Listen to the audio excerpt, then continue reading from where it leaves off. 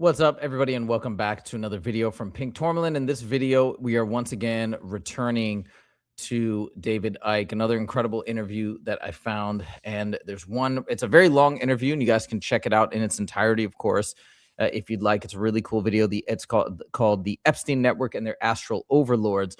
But I have selected about a 9-minute, 8-minute excerpt, and this 8-minute excerpt explains the entire framework.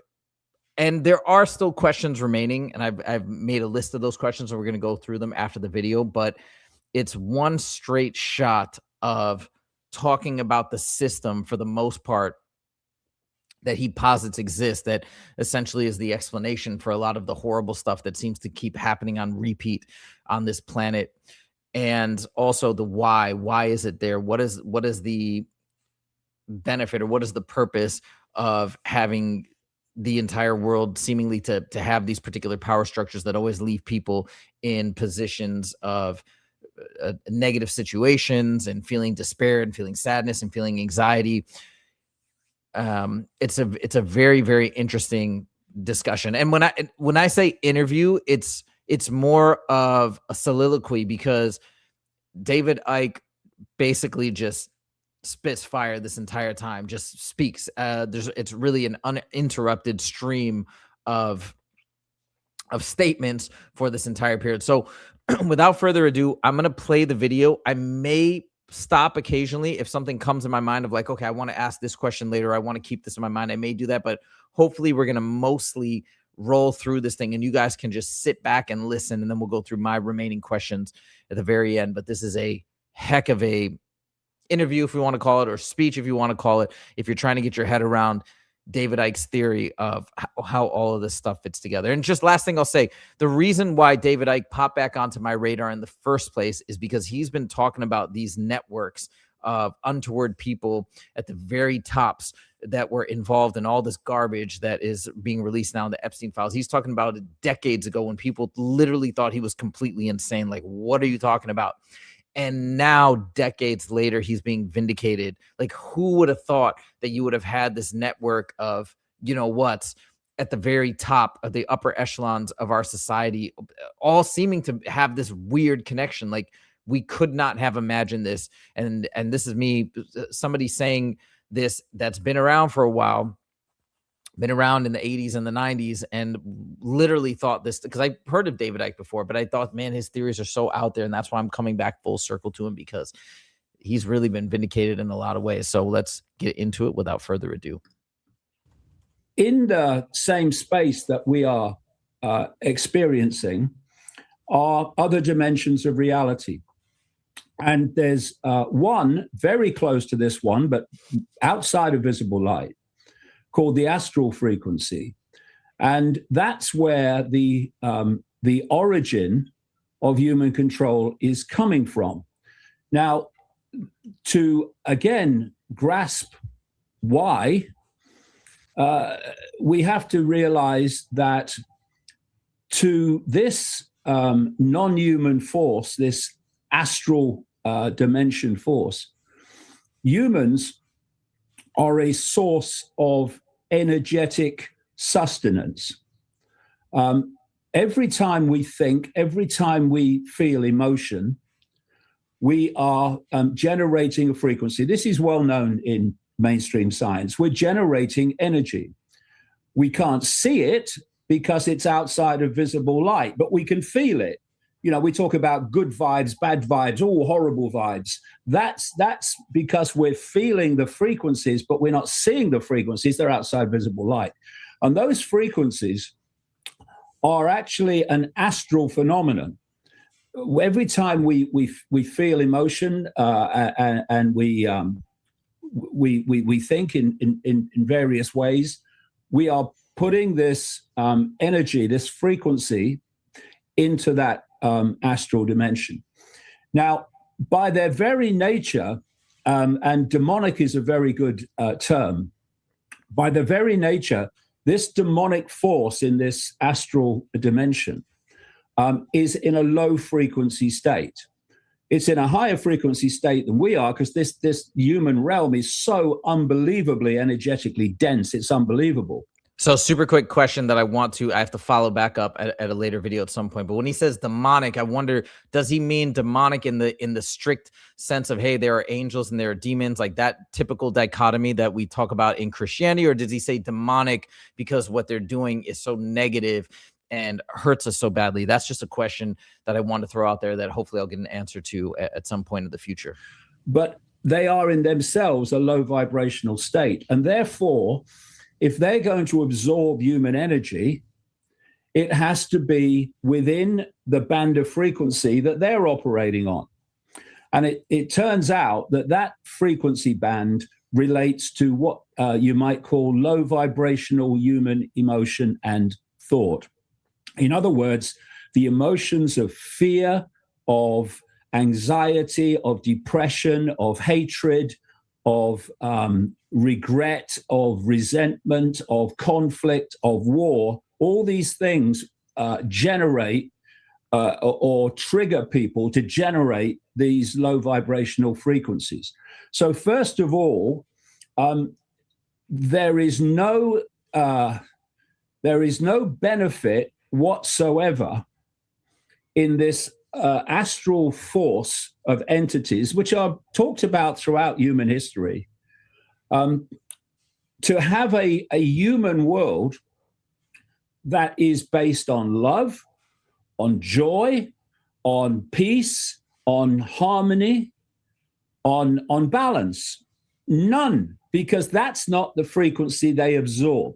So when you had the Morpheus character in the Matrix hold that battery up and say the Matrix, this is a simulated reality created by this astral force, held up the battery and said the Matrix is a computer-generated dream world built to turn humans into one of these. It was a very profound truth in an apparently fictional movie. We are an energy source, but only if we're in a low vibrational state. So it's like there's two movies that come to mind, actually. The Matrix, obviously, that seems to come up over and over. David Icke's mentioning it. They talk about this on the Next Level Soul podcast as well all the time. The Matrix being some maybe unintentionally prophetic movie about the state of our planet. And I think about that too, man. That movie hit me so hard the first time I saw it, maybe because there's something deep down in it that resonates with all of us. I don't know.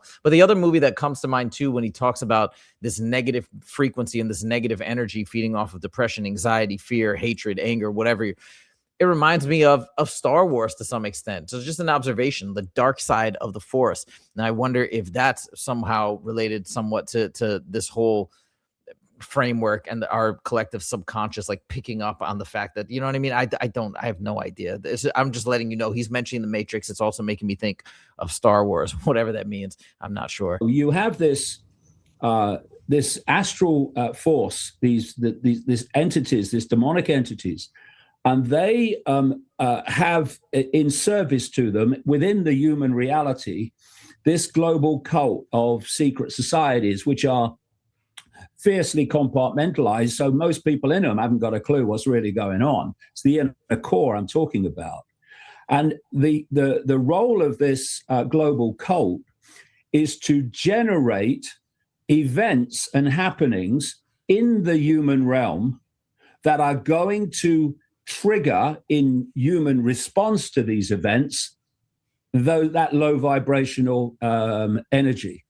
So if you look at the world, it's a generator of that low vibrational energy all the time in many and various ways, whether it's, this background anxiety that people feel and worry about the future, or whether it's an outright war, which generates phenomenal amounts, obviously, of this energy. This is a loosh farm, as I call it in my book, the Roadmap. It's a loosh farm, and loosh is the word that's given to this low vibrational energy. So if we then look at the connection between pedophilia and Satanism, and why it's so prevalent, and why this global cult has literally a global network a satanic pedophile network, of which the Epstein network was a part, but only a part. It's to do with energy, and it's to do with this low vibrational energy we call Loosh. So, this is what I put together over the years in the books, over now 36 years of full-time research. So, as I mentioned in the chat we had, the longer chat we had, I started to realize when I was putting this global cult together in the early 1990s and how it worked, and how the people in positions of power, like presidents and prime ministers, were just here today, gone tomorrow, assets of this cult. And many of which didn't even know the cult existed. But the cult itself is always there. I started to realize that major players in the public arena that were playing the role of advancing the agenda of this cult to more and more centralization of power and human control, they were involved in satanic ritual. And you go, what? Why? And then you realize that in the ancient world, they were doing openly human sacrifice rituals to the gods. The gods? Who are the gods? Who are the gods through the ages that these rituals are done to, still done to? These non-human entities in the astral dimension that interpenetrate this one. So you had these ancients doing these rituals, and they were sacrificing people. And often you hear the term about sacrificing young virgins to the gods. Well, young virgins is code for children, kids, and there's a reason for that I'll come to. And so what is happening in a ritual, whether it's the ancient openly done ritual or the secretly done now, as humanity reached a point of maturity where it weren't having their open rituals anymore, whatever time you're talking about, the question is, what is the gift to the gods that these rituals, these sacrifice rituals are doing? And so you then realize that it comes down to this Loosh, this low vibrational energy, because the rituals, and I've been given chapter and verse by the people who've taken part over the years, some against their will, some who've seen the light eventually, that these rituals are designed specifically to generate maximum terror in the victim. And what terror does, or what terror is a phenomenally powerful low vibrational energy, which these entities feed off. Oh. And it's like it's crazy. When you hear this, okay, and I'm sure if you're hearing this for the first time, it might be jarring, and I get that. And I'm still trying to figure this out myself, how much there is to all of this stuff that he's talking about, because it's very jarring. And I think a lot of people, myself included, really were scratching our heads decades ago. Now, much less so, because you hear about this stuff. You hear about this continuum of people in the upper echelons of society. Why in the heck? We hear about this in Hollywood too, and all these different pockets of like the high elites. Why is the connection between all of them this stuff with children? What is that? Like, how is that a common thread that they all share together? Is it that these perverted individuals are the ones that just keep rising to power? Is it that there's a relationship between being a psychopath and then being able to attain power, and then also having these tendencies or these issues with whatever they're, this type of perversion? Is there some correlation there? And it could be, right? It could be all of that. It could be explained from a psychological standpoint, perhaps. And that just seems to be the correlating factor. But then this could also make sense as well. Is there something else out there? I mean, most of us, I think, believe in some higher force and some God or of some sorts, right? Eternal God, eternal source, Jesus, these different things. So I don't see it that being that outside the realm of possibility that there's another higher force, a negative higher force, maybe not as high as the ultimate source, but an in-between above us. Why is that so far-fetched? That instead is helping orchestrate and connect and bring out and elevate these folks with these particular problems, with these particular tendencies, raising them up into these powers of position, because ultimately there is an overarching connecting theme that these people are the perfect ones to carry out all this nonsense. And why do they want this nonsense to be carried out? Because it's generating an energy, some sort of a frequency of energy that they then use to feed off of, or whatever it may be, that's useful to them in some sort of way. Like, this kind of makes sense, because otherwise, what the heck is going on this planet? Why is everything backwards? Why are these psychopaths seeming to keep rising to the top? Why are we going along with this system of all these people in power that just seem to lie for a living? You know, what is it about our society that just seems to keep going in this direction, when I think the vast majority of us are sitting here, those of us that are kind of waking up from the spell, are scratching our heads and being like, why is it that these people keep getting into positions of power? Shouldn't the number one thing we champion above all else just be straight up honesty? As soon as we catch some of these people BSing, like, let's get them out. Let's champion truth telling and having a conscience above all these other accolades and credentials that we seem. I mean, you could have both. I think you definitely could have both. What is it? And it kind of checks off a lot of boxes in a lot of ways of starting to understand and unravel why it is. I've talked about this in a couple of other videos, why it is that we just can't seem to get this humanity, peaceful, happy society thing going after all these millennia. If anything, it just seems to be getting worse. Now, I have a couple of lingering questions after this video that I still need to track down. One thing that he did say in that video too, which is very interesting, he says part of the way that he knows about this whole system is because he's had people on the very inside of these organizations, or this cult, or whatever, this connecting cult that seems to string all these different fragments of leadership together. I'd be really curious to know. I don't know if he'd ever say who, and maybe he can't or won't until a later point. I have no idea. But I'd love to know who are the people that he's talked to, who are the people that have given him these insights. You know, Stephen Greer, somebody that I've known of and listened to for a long time, he has this entire website of people that have come forward and given their video testimonials about top secret government programs, above top secret government programs relating to extraterrestrials. He's got like 1,000 accounts. Like, that is amazing, because you can see and hear people and you can feel their authenticity.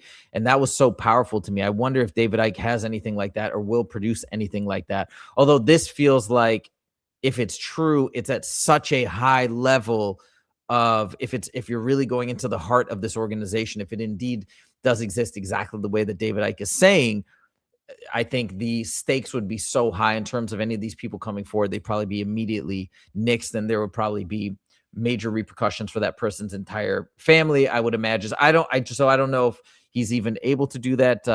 But that's something that I'd be very curious to get some more details about, who exactly some of these really, really top people are in this cult. So he talks about the Archonic system. Who or what are the Archons? I think he has mentioned in some other videos that it's more of a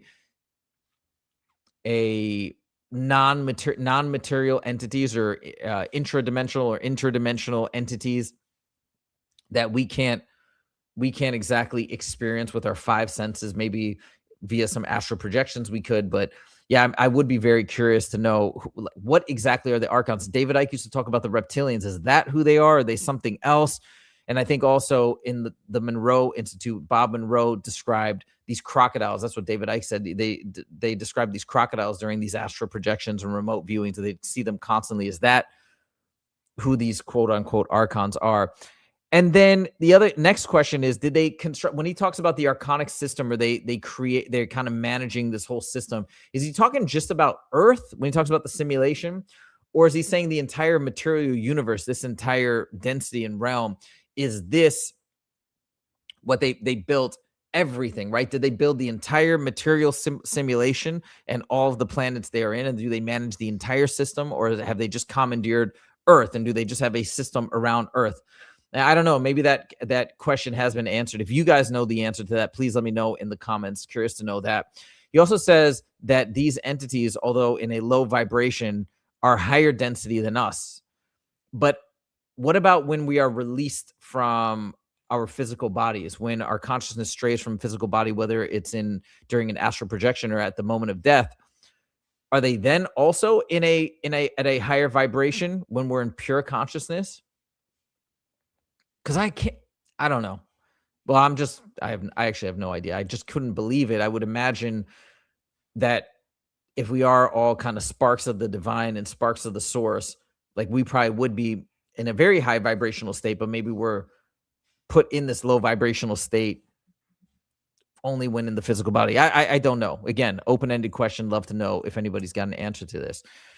My fourth question is, what is their end game? Meaning, do they just want to keep this going as long as they can? Do they just want to keep, is this, once the Loosh farm ends, do they cease to exist, or do they dip out of their current state of being and effectively die and then return, and they just don't want to die? So are we just stuck in a loop and they're just trying to play it out as long as they can?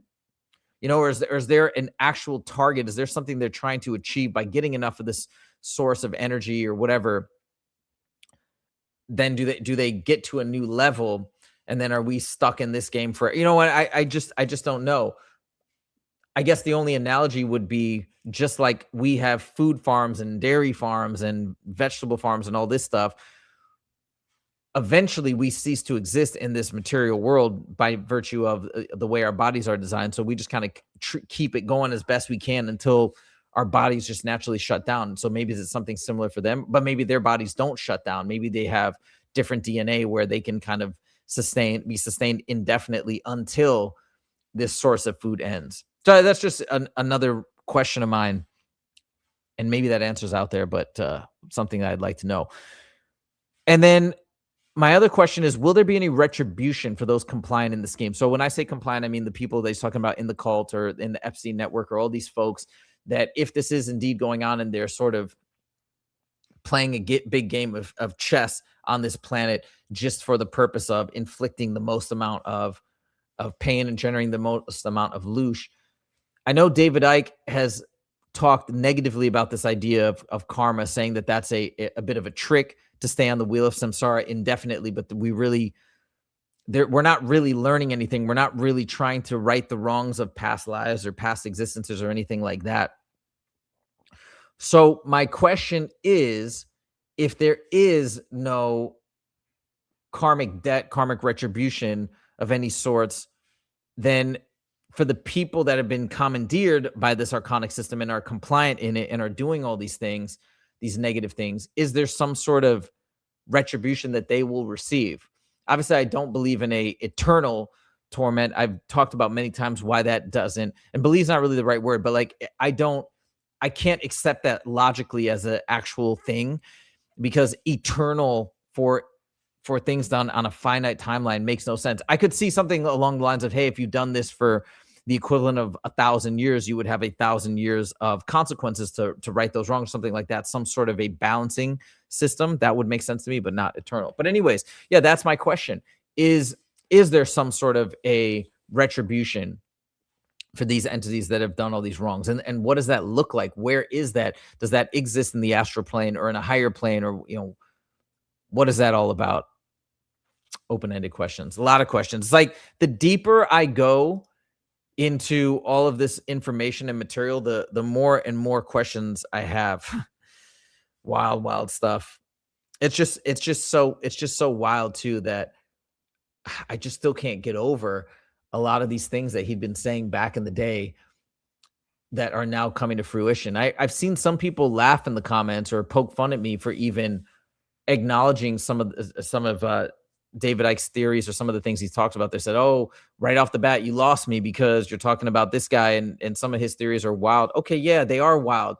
But how isn't it more wild that what he's been saying for decades is actually now being proven to be true? Did you ever think, if you were born in the 80s, did you ever think that we'd have a connection between all the highest people in terms of positions of power across the planet are all linked by this perversion, by this horrible stuff that they're doing to children? Did you ever imagine that? That should be blowing your mind. That should make everybody take a pause and be like, let me at least listen to what this guy's saying, because that's what's happening to me right now. So that's all I got for you guys in this video today. And I'm sure I need to start reading some of his books. I need to start diving a little bit deeper, but the interviews are very fascinating. So I'm still poking around and trying to find good interviews to still answer some of these big questions that I have. But guys, please let me know your thoughts in the comments. Please let me know if there's any other resources related to a lot of David Icke's theories that you can point me in the direction of, because I'm just trying to learn. I've got a backlog of books right now at my house that I need to get through. I'm still almost done with William Bowman's book, Adventures Beyond the Body. Such a cool book.